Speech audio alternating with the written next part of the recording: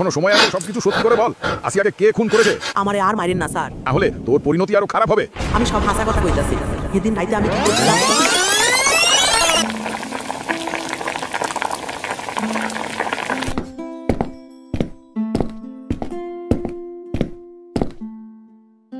ভাত খাইতেন না? ভাত তো ঠান্ডা হইয়া যাইতাছে। বিয়ে আমি অনেক বিশ্রাইছি, কোনখানে পাই নাই। আমি আর কিচ্ছু জানি না। সারতে ডেলি ডেলি রাইতেতে বাইত আইয়া তার বউরে পিডায় আর কয় বাপের বাড়ির অত্তিকা টাহা আনতো। থানায় চলো, ডান্ডার বাড়ি পড়লে সব কিছু সত্য বেরিয়ে যাবে। তুই এভাবে সত্য কথা বলবি না।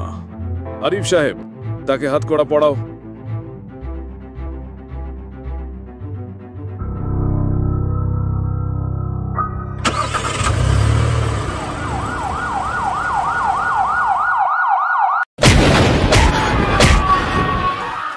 এখনো সময় আছে, সবকিছু সত্যি করে বল।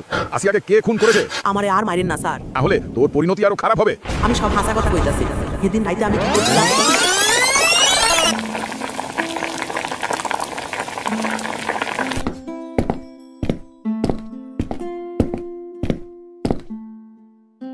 ভাত খাইতেন না? ভাত তো ঠান্ডা হইয়া যাইতাছে। বিয়ের সময় তোর বাপে বলছিল আমারে 50,000 টেয়া দিব, এখনো আমার টেয়া দেয় না কি রে? আমার বাবা